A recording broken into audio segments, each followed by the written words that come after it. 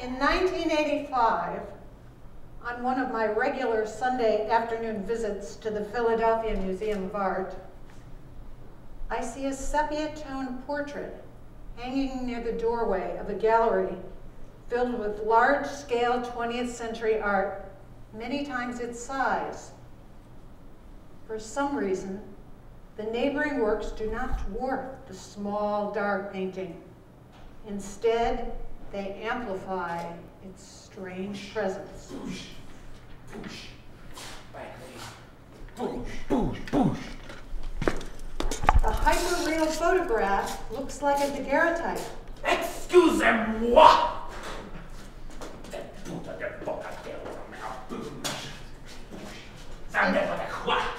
It is a painting based on a photograph of the iconoclastic playwright, taken by the famous photographer Nadar. The portrait draws me close. Jarry, his chin uplifted, looks down slightly. His hair, parted in the middle, grazes his shoulders.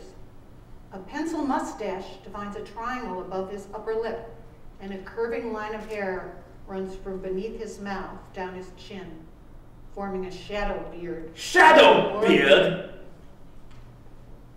More prominent on the side of his face where the light does not fall. The painting is like a relic from an earlier time, an icon of a holy person, dominated by an oversized, handmade wood frame that pleases the eye. I will later learn Jarry often portrayed himself as godlike. Rather than in the lower right-hand corner where artists usually sign their work, Thomas Chimes' signature appears midway down the picture to the left of the image of Jarry. Tom thus identifies himself as part of the portrait, as well as its maker. In 1985, I know little about Jarry, only that he is the irreverent, mad genius author of the play Ubuwa, who self-destructed at a young age after years of overdosing on alcohol, especially absinthe, the deadly hallucinatory spirit popular among intellectuals and artists around the turn of the century, and ether. I later learned 1896 was the year Jarry staged Ubuwa, a stunning production that changed the course of modern theater and provoked a near riot in the audience when it opened in Paris. During his lifetime, Alfred Jarry was known as much for his peculiarities as for his genius. Jarry spoke in the halting speech patterns he had created for the obnoxious buffoon, Père Ubu, the protagonist of Ubuwa, a gluttonous, clueless king who impoverishes his subjects and together with his treacherous wife, Mère Ubu, murders, pillages, and spends until his kingdom is destroyed. At the preview performance of Ubuwa, Jarry delivered a curtain speech. The Swedenborgian philosopher, Masses, has excellently compiled rudimentary creations with the most perfect and embryonic beings with the most complete, in that they form, like all irregularities, protuberances and qualities, leaving them more or less spherical, like the ovum and Monsieur Ubu, while the latter have added so many personal details so that they remain more or less equally spherical, following the axiom that the most polished objet is that which presents the greatest number of sharp corners. That is why you are free to see in Monsieur Ubu however many allusions you care to, or else a simple poupée. Quoi? A schoolboy's caricature of one of his professors who personified for him all the ugliness in the world. You say I am ugly, but you are a disgusting piece of shit! Ah! Ooh, get off the stage! Ah! Ooh, ooh. Everybody, come on! Ooh, ooh. Ah! The play starts. Merde! Merde! Merde! On opening night, chaos erupts in the audience at the beginning of the play's second act, when the curtain opened to reveal, instead of the lavish imitation of life scenery usual of 19th century French theater, a nearly bare stage with a single human prop. An actor, with his hand outstretched, is meant to represent the wall of Blanc prison. But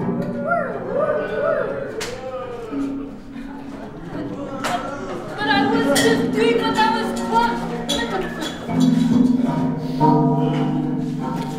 That is a portrait of Jarry. Jarry is not pleased with the likeness.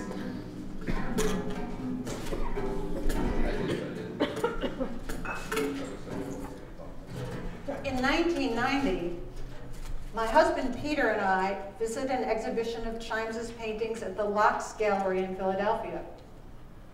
At first, these works, some representational, some abstract, but all sharing the otherworldly white background Chimes invented in the 1980s, hardly resemble the sober picture of the long-haired Jarry hanging in the Philadelphia Museum of Art.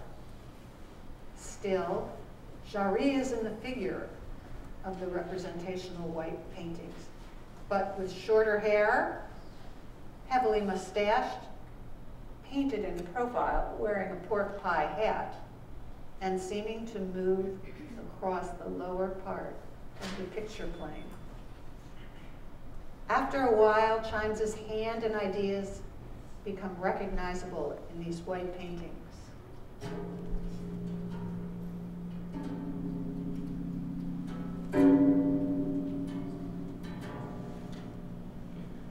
What lies hidden and mysterious in the metal boxes and portrait panels seems to show forth in the whiteness.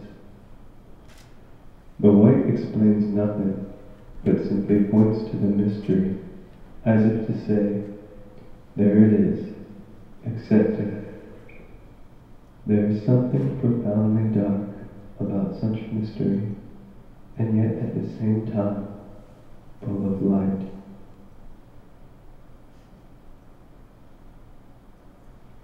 Just as in the lavishly framed panel portraits, in the white paintings, Chimes adapts a technique from ancient icon painters. here borrowing the practice of layering the surfaces of the canvases to achieve an ethereal effect. Chimes builds the heavenly surface of the white paintings by covering slightly colored layers of titanium white paint over black Mars outlined figures, symbols, and numbers. He sands each layer before applying the next, painstakingly creating a velatura effect until the figure appears to move through a foggy other world, sometimes inhabited by obscure markings and words. Peter and I buy 2 Chimes paintings from the exhibition. Ruler of the World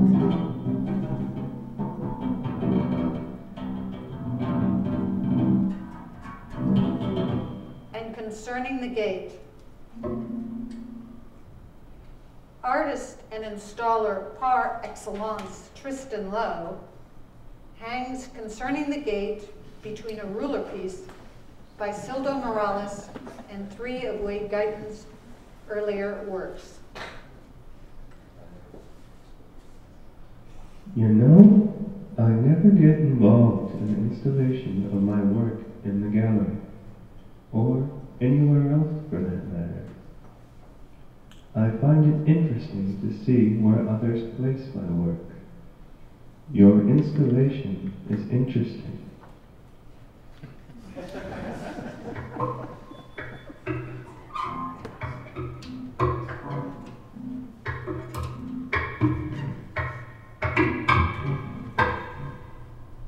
On October 13th, 1992, 1992! Thomas Chimes, the Hermes cycle paintings, opens at the Locke's Gallery. I enter the first floor space and see a man, large in height and girth, surrounded by an attentive audience. Even from a distance, his voice projects. Pleasing, strong, and skillfully timed. He is dressed in proper but dated clothes, a sport jacket, plaid shirt, skinny necktie squared at the bottom, and dress pants tailored to accommodate his impressive waist, but baggy everywhere else. I am a hermit. I will learn Tom tells everybody he's a hermit to ward off social invitations so he can be alone in his studio, doing what he loves, figuring out mechanics, solving logistical problems, and working materials with his hands. Eventually, I will realize that Tom's hermit pronouncements are as much an exhortation to himself as to anybody else. Although Tom's studio is the joyful site of his production, it's also where his unconscious reigns. The place where the wild things are. He never knows when the wild things will emerge in his studio and paralyze him, sentencing him to stare at a blank canvas for months, struggling to know what to paint, and fearing the answer will never come. Like a medieval monk, Tom searches for the unknown in solitary, spiritual contemplation.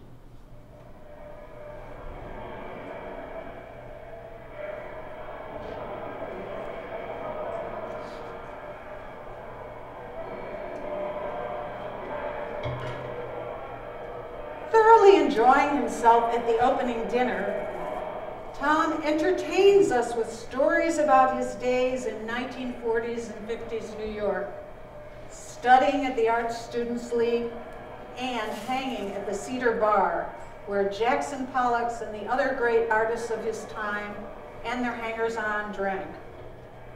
Tom describes their antics and infidelities, drawing a vivid picture. He tells of artists scrambling to find out whether the painter Willem de Kooning is wandering the streets again on a drinking binge, so that they can safely sneak to his house and sleep with his wife, Elaine.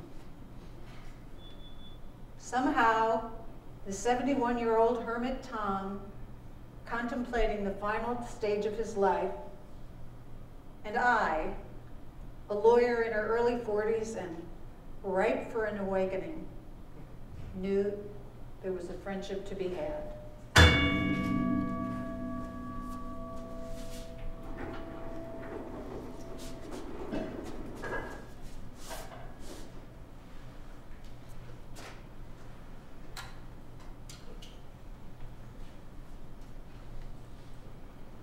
I remember a dream I had when I was 6 years old. The night before my first day at school, the dream terrified me. I saw a tiny black figure standing on a sand dune in the middle of the desert. He was puckering his lips and emitting a shrill noise as he stared right at me. I was frightened to go to school the next morning, but my parents made me go.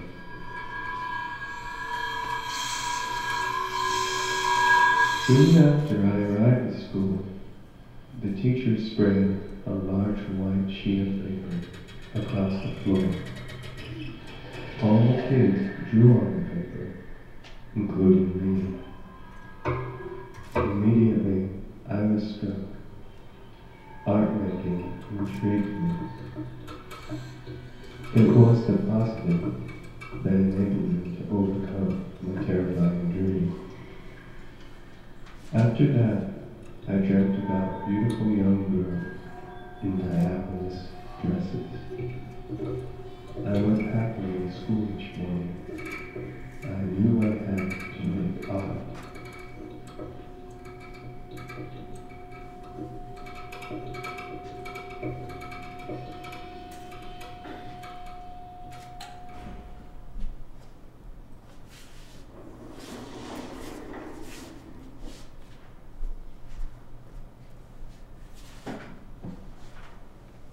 In 1961, Marcel Duchamp participates in a panel discussion at the Philadelphia Museum College of Art on the threat to the artist's identity posed by artistic trends and commercial pressures. Where do we go from here? During his remarks, Duchamp prophesies, "The great artist of the future will go underground." Tom takes Duchamp's words to heart and holds up in his studio whenever he can. Before Duchamp gave his speech, he visited the Pennsylvania Academy of Fine Arts.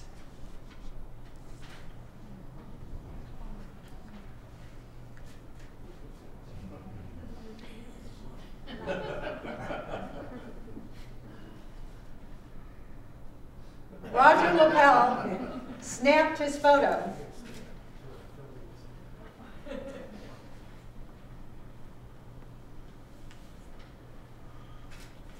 He also visited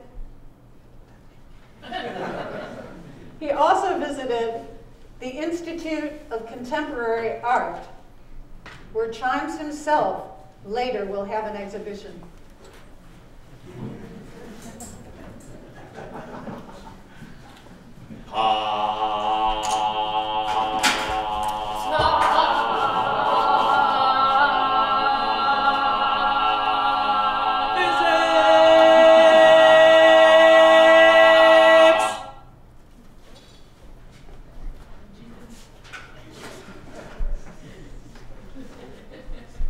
Just a couple years after your death, Tom, Pataphysics, the imaginary solutions to exceptions Jarry invented, will gather attention in the United States.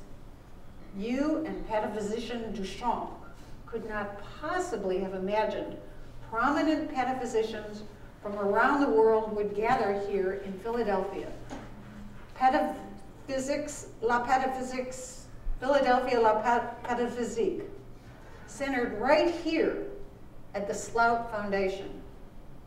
The event's scholarly talks, exhibitions, readings, films, and other intellectual entertainments would intrigue you. But you would be especially drawn to Jarry scholar Linda Klinger-Stillman's copy of a Jarry Rachel communication. First edition, pataphysical books and papers and other matters pataphysical exhibited at the Lea Rare Books and Manuscripts Library at Penn.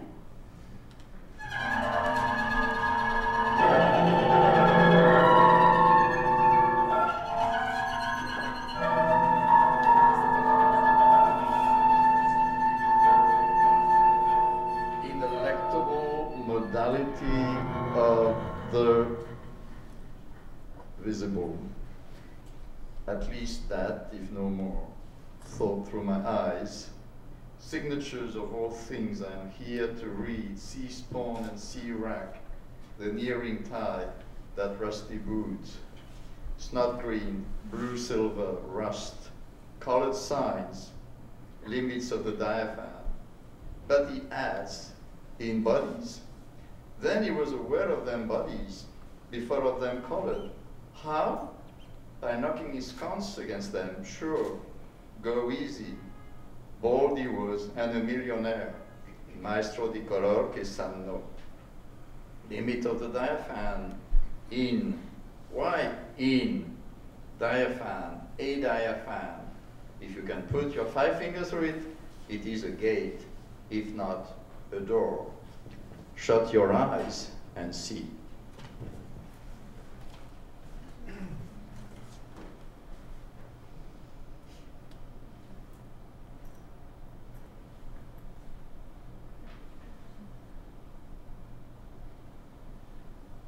When I was an art student in New York, I went out on Long Island with a group of other artists to work on a house Tony Smith designed for Theodoros Stamos. We were having lunch, and Tony walked by reciting phrases that intrigued me. It was Ulysses.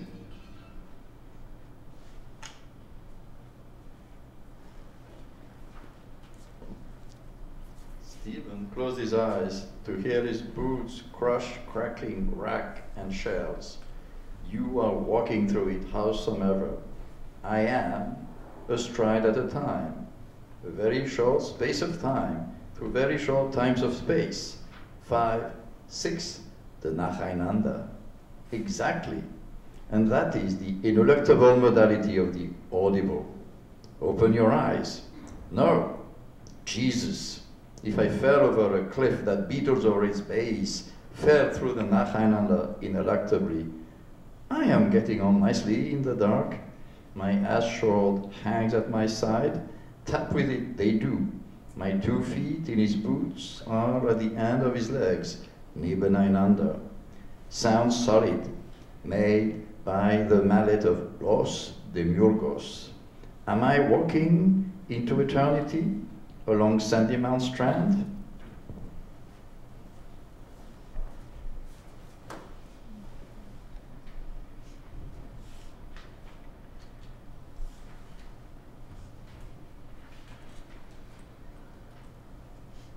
I visit Tom in his studio apartment.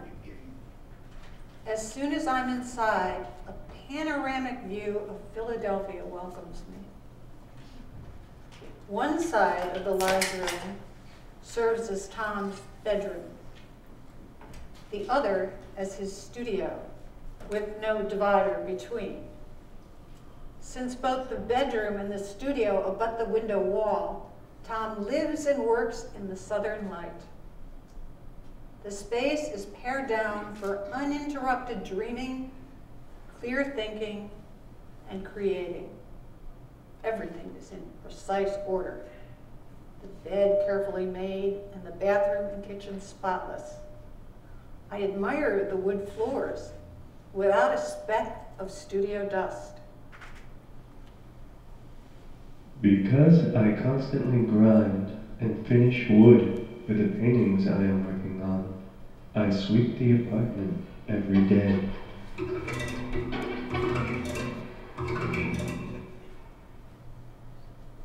Tom lays out from left to right 3 works at progressive stages of production.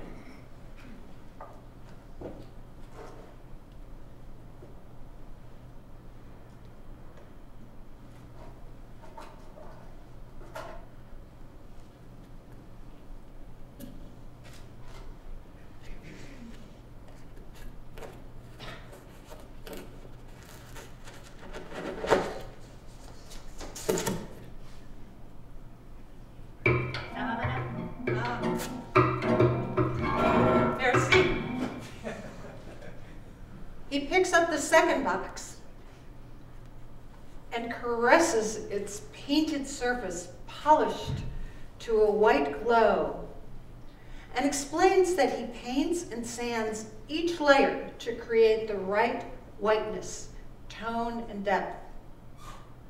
He does not tell me how many times he engages in this process of addition and reduction in the painting he is holding. It could be 20 layers or more. Nor does he reveal how he decides how many layers to apply and how much to sand between layers. Maybe he does not know. Perhaps he just senses when it's right. Or perhaps Tom guards these secrets to preserve the magic of his otherworldly surfaces. Tom believes art should have mystery.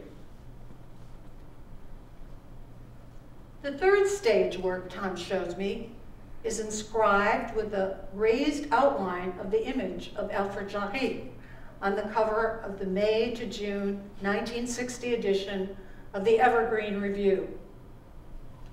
Unlike the Jarry in the earlier large white paintings in which Jarry's face and clothes are outlined and colored in hazy black, the Jarry in this painting is outlined in white, darkened to brown, and neither colored nor clothed. Tiny fragments of the straight lines supporting the bicycle handlebars and seat Tom painted in his first picture of the writer cycling float in space. The concentric circle suggests displaced bicycle wheels. The concentric circles on the cover of the Evergreen Review. And the last remnants of confinements in Jarry's contemplation of infinity.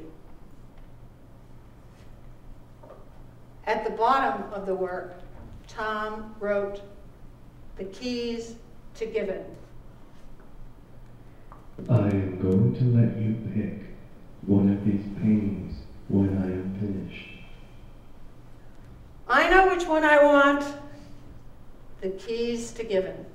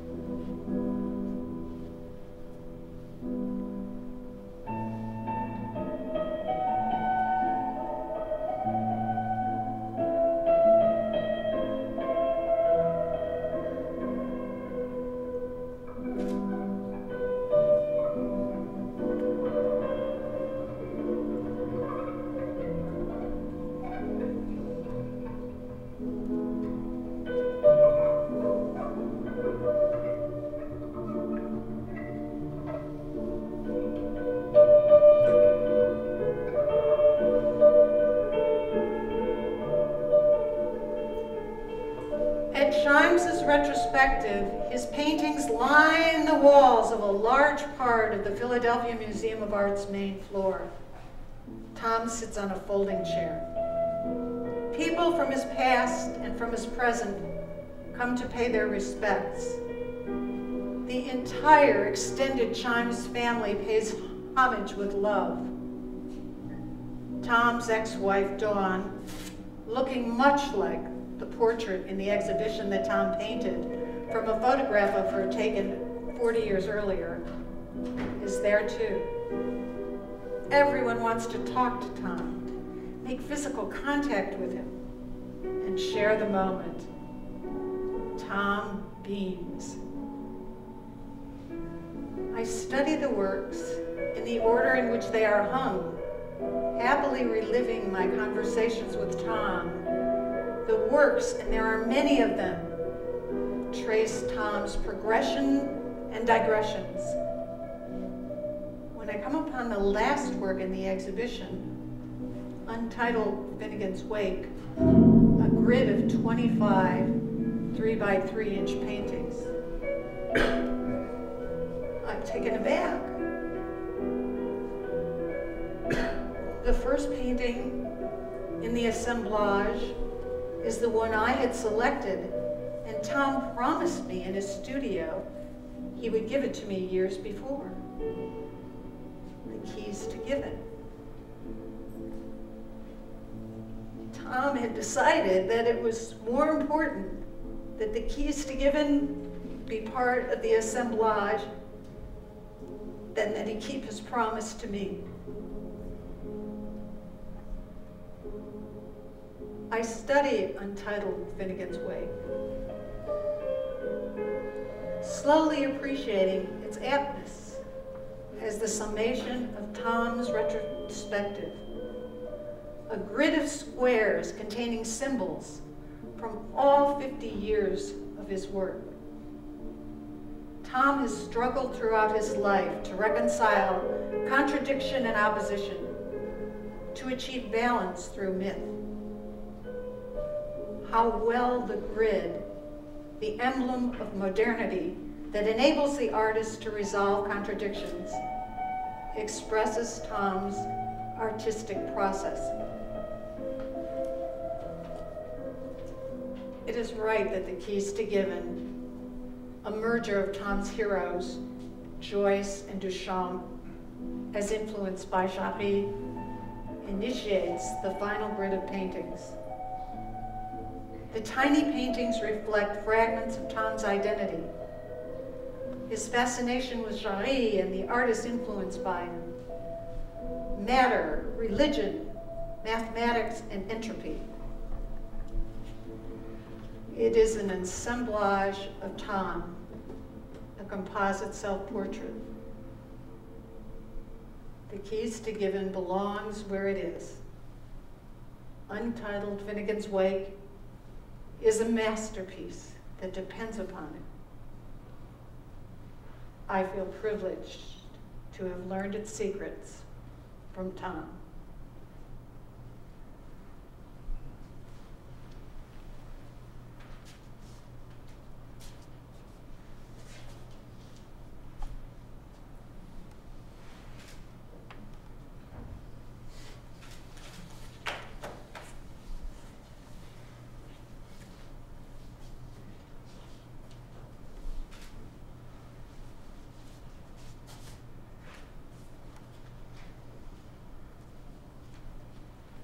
For years, Peter and I longed for a painting by Robert Ryman.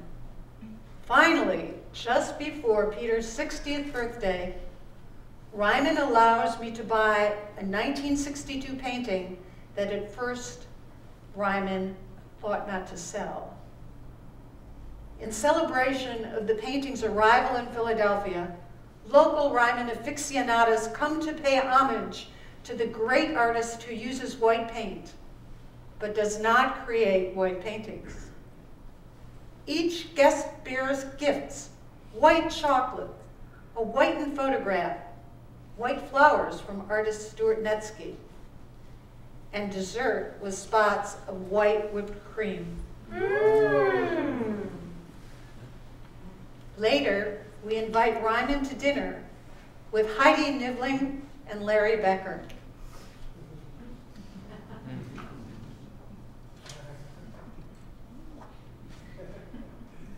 As soon as Ryman enters our front hallway, Tom's ruler of the world draws his attention.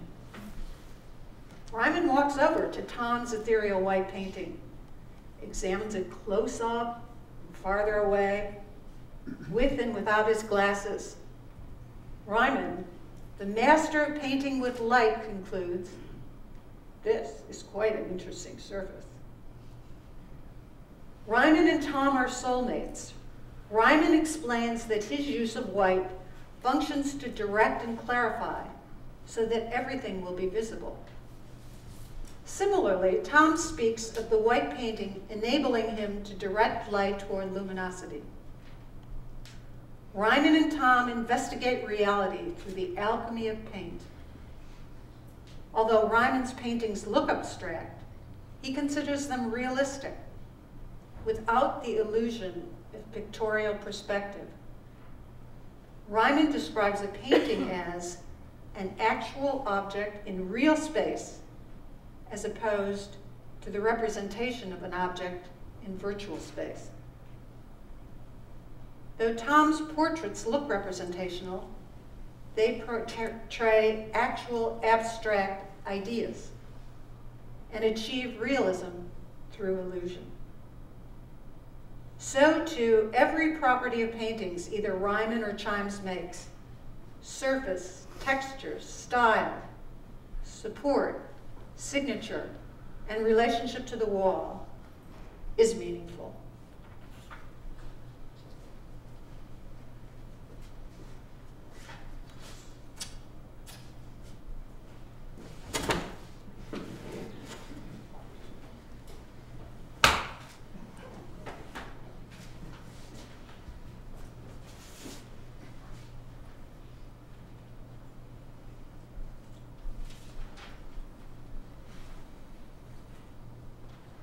January 16, 2009.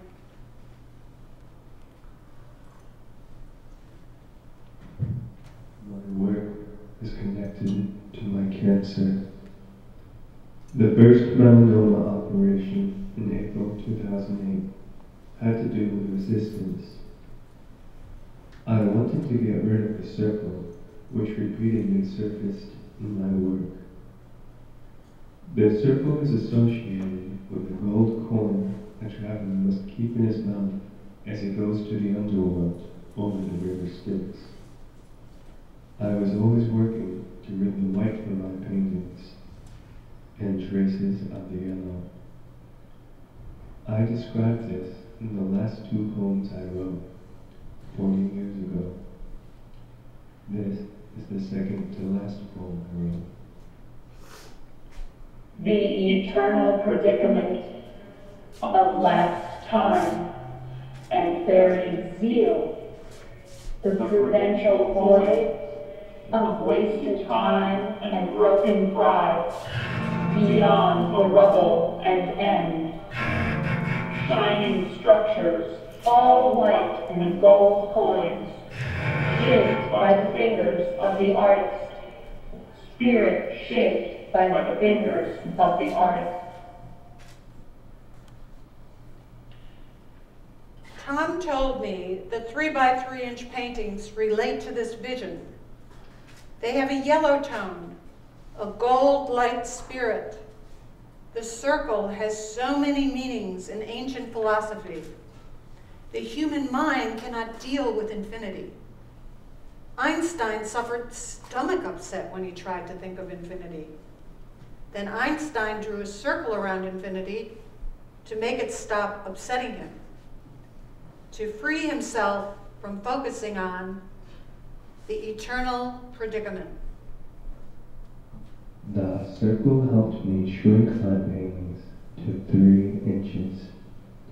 Then, with the advent of cancer, I thought, I can get rid of this circle and get rid of the yellow tone in the white. I took the circle out, but it kept coming back. Finally, in the last 3 to 5 weeks, I have gotten rid of the circle and the yellow in the white. The last poem I wrote, foreseeing what happened.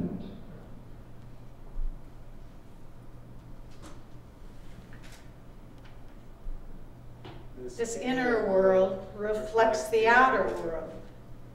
The outer world reflects the inner world. At some point, there is a surface where wind and water meet eternity. Lily white as white can be.